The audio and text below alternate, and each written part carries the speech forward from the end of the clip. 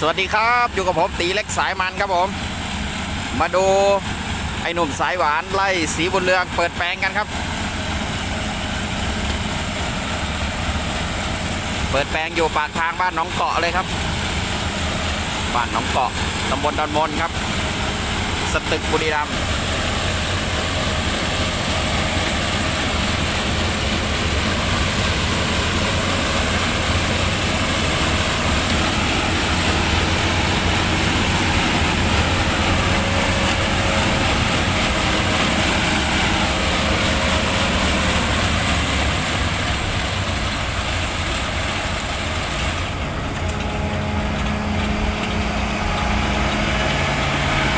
อยู่กับเสียสันครับกระบี่มือหนึ่งของรถตัดในเครือโรงงานน้ำตาลบุรีรัมย์ครับ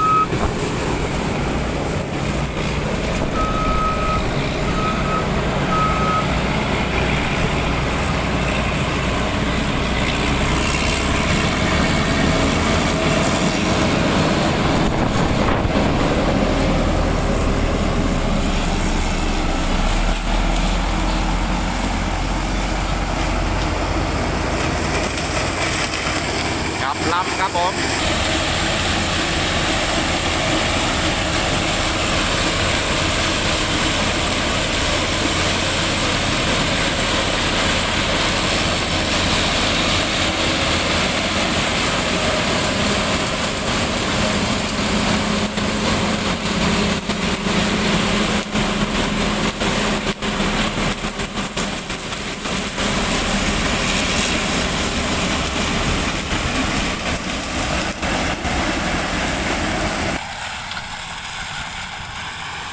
นี่เป็นการเปิดแปลงครับ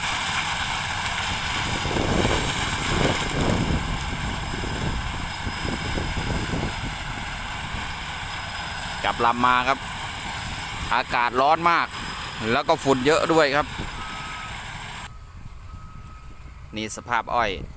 นะครับค่อนข้างที่จะงามด้วยกันแล้วก็ล้มด้วยครับ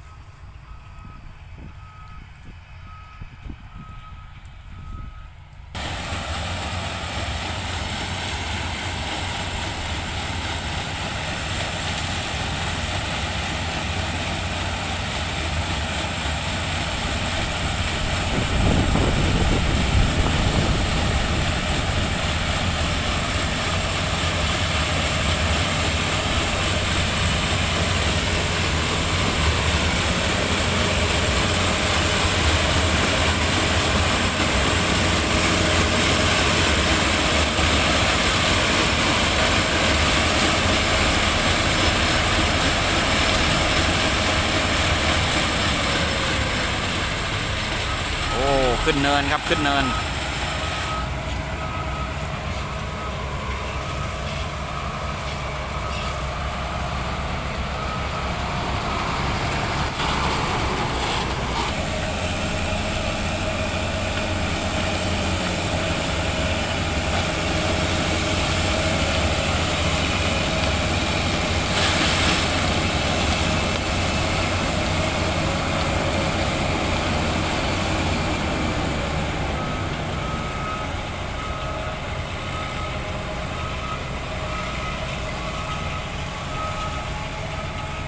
เป็นเนินทางลงแปลงอ้อยครับ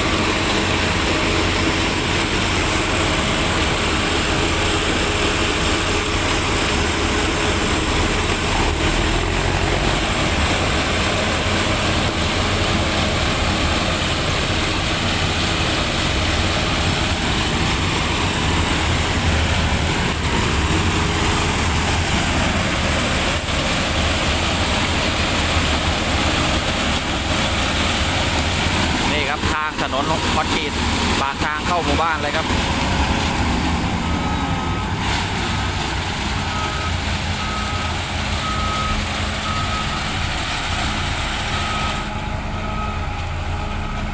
กับลำ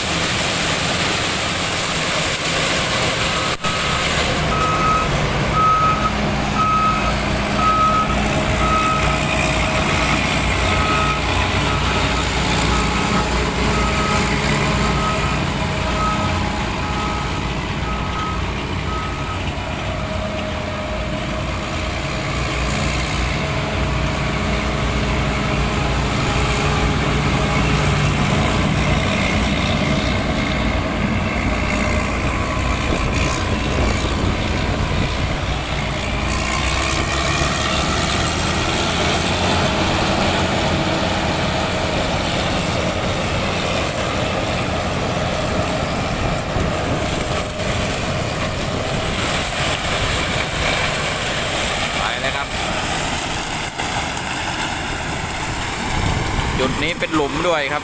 เกือบติดลมครับโอ้โหเสียสันนี่ยิ้มเลยยิ้มเขินๆเลยครับ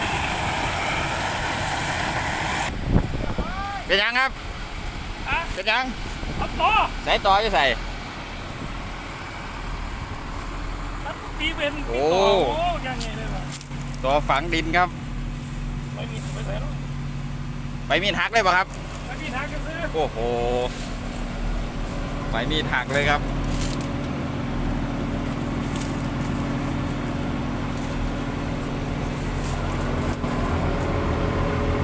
ใบมีดหักเลย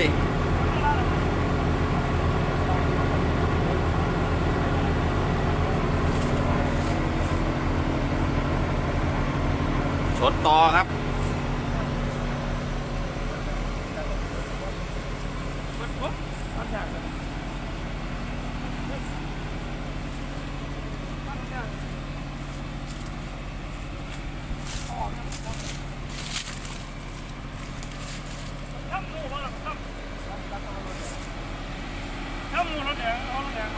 ตัดสุปีมาดิ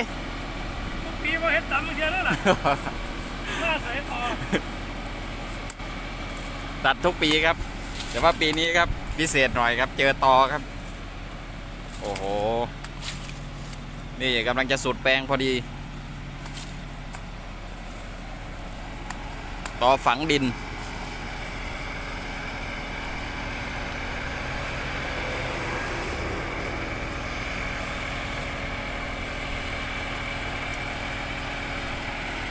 นี่น่าจะเป็นครั้งแรกครับที่เรามาเจอนะครับครั้งแรกที่เสียสันกินตอให้ชมครับครั้งแรกที่รถตัดของไร่สีบุญเรืองครับล่อตอให้ดูใบมีดหักเลยครับตอฝังดินครับเนี่ย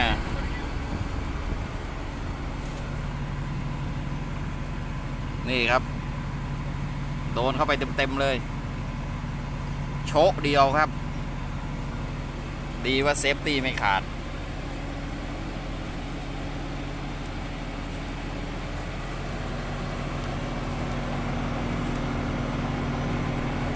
ดีว่าเซฟตี้ไม่ขาดนะครับ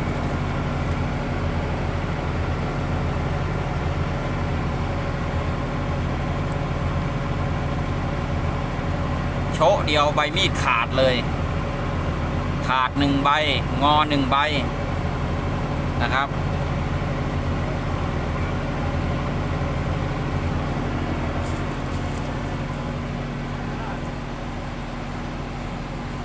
รอเปลี่ยนใบมีดครับมาแล้วครับบล็อกลมอุปกรณ์เครื่องไม้เครื่องมือครับมาแล้วแก้ไขโดยด่วนครับเสียเวลาเลยครับงานนี้เจอต่อรถเซอร์วิส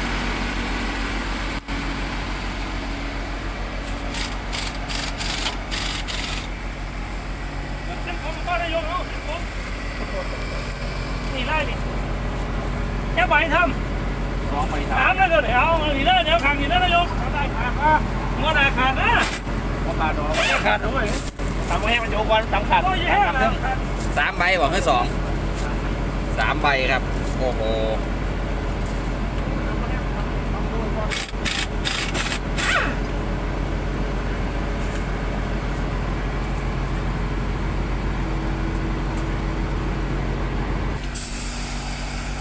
เรียบร้อยครับไวมากทีมช่างเคมเร็วเหลือเกินครับ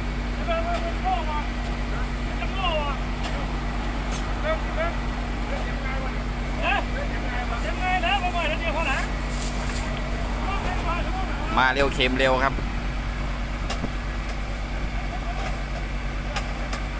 สุดยอดเลย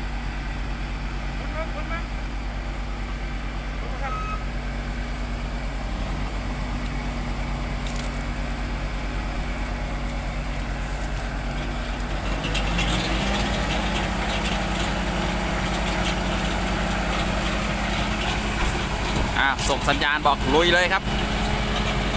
ทีมงานส่งสัญญาณลุยต่อหลังจากแก้ไขปัญหาเสร็จครับ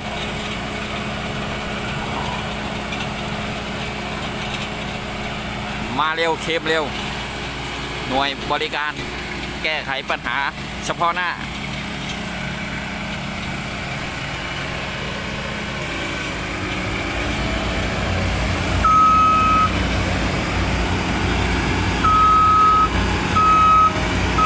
เวลาไม่ถึง10 นาทีครับก็สามารถที่จะลุยต่อได้แล้วเสียใบตัดไป3 ใบครับใบตัดหักไป1 งอ 2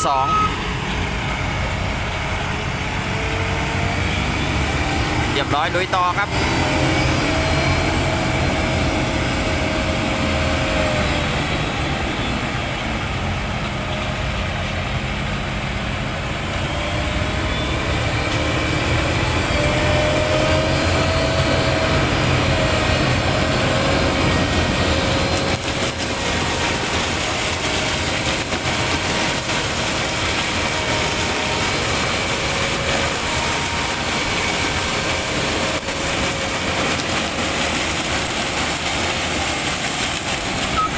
นี้เปิดแปลงล่อไป1 ตอแล้วครับ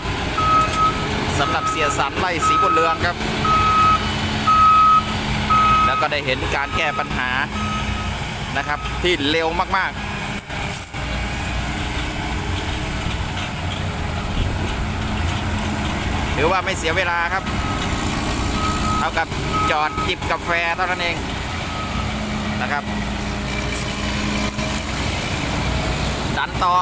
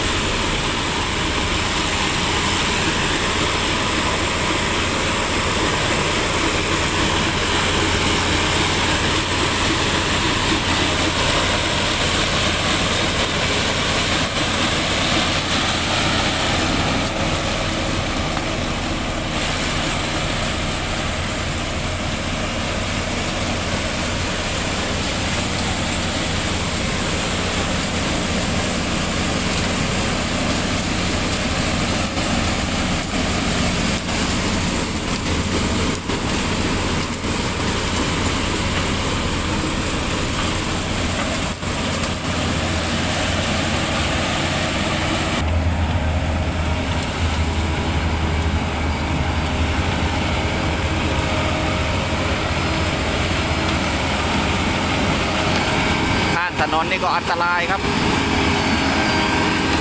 ไม่ว่าจะเป็นเศษหิน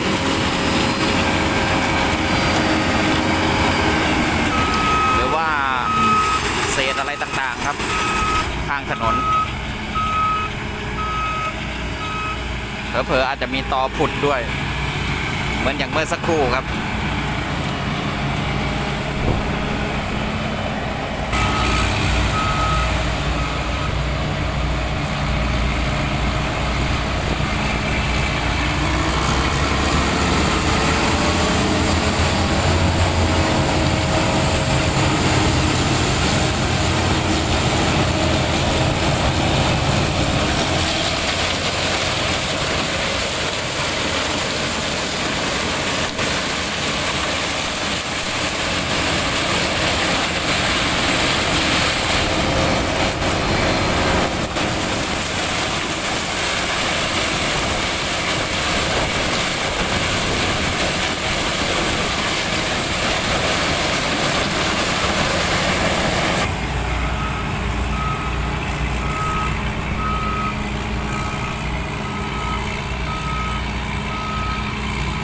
ไล่เก็บแถวสั้นๆนะครับสามเหลี่ยมทองค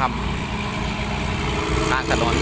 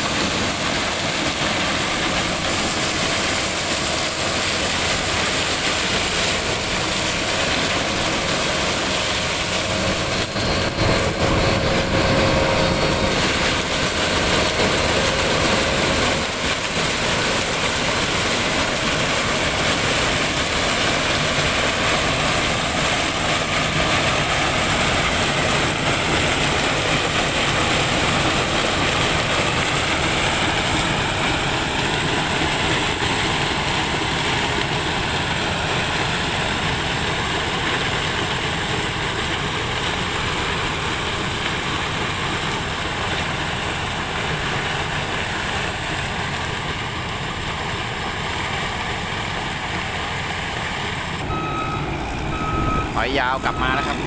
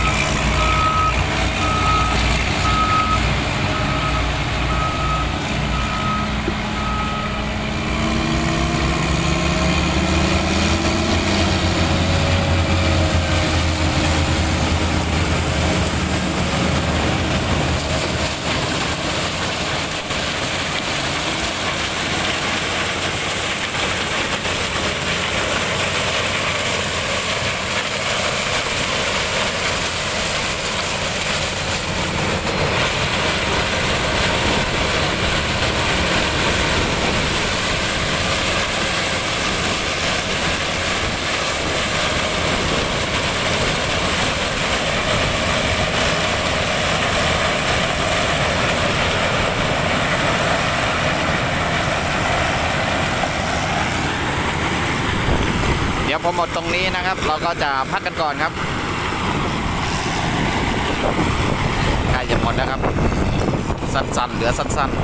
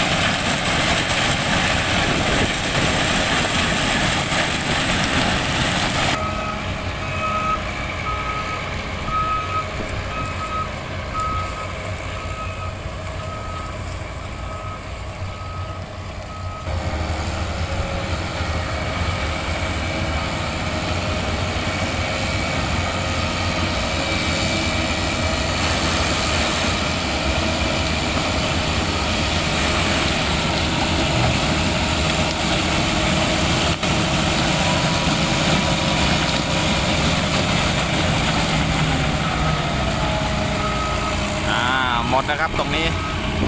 พักกันก่อนครับเดี๋ยวค่อยกลับมาชมกันต่อนะครับผมสวัสดีครับ